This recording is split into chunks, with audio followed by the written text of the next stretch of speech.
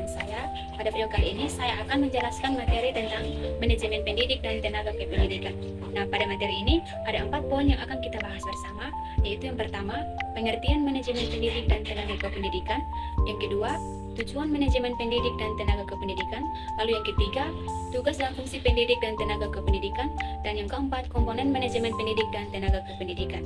Nah, selanjutnya kita akan mengetahui bersama apa itu manajemen pendidik dan tenaga kependidikan.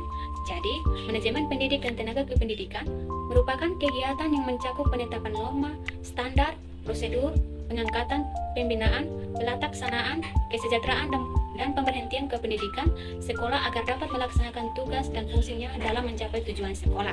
Nah, manajemen tenaga kependidikan atau manajemen personalia pendidikan bertujuan untuk mendaya gunakan tenaga kependidikan secara efektif dan efisien untuk mencapai hasil yang optimal. Nah, selanjutnya kita akan mengetahui bersama tujuan manajemen pendidik dan tenaga kependidikan. Yang pertama itu, memungkinkan organisasi mendapatkan dan mempertahankan tenaga kerja yang cakap, dapat dipercaya dan memiliki motivasi yang tinggi. Lalu yang kedua, meningkatkan dan memperbaiki kapasitas yang dimiliki oleh karyawan. Dan fungsi yang ketiga yaitu mengembangkan sistem kerja dengan kinerja tinggi yang meliputi prosedur, perekrutan dan seleksi, sistem kompensasi, dan insentif yang disesuaikan dengan kinerja, pengembangan manajemen serta aktivitas pelatihan yang terkait dengan kebutuhan organisasi dan individu.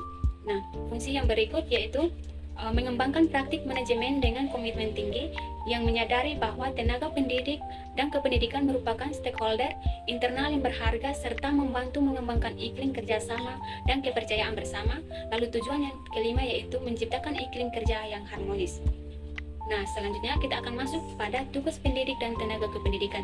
Di sini ada 2, yaitu yang pertama, tenaga kependidikan bertugas melaksanakan administrasi, pengelolaan, pengembangan, pengawasan, dan pelayanan teknis untuk menunjang proses pendidikan pada satuan pendidikan.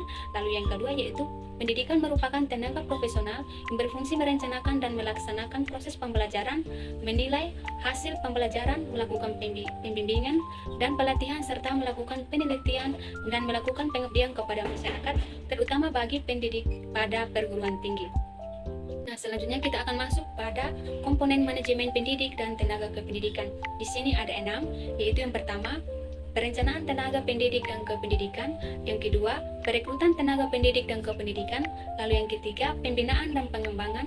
Yang keempat, promosi dan mutasi. Yang kelima, penilaian dan prestasi siswa. Lalu yang terakhir yaitu pemberhentian pegawai. Nah, sekian penjelasan dari saya mengenai manajemen pendidik dan tenaga kependidikan. Terima kasih.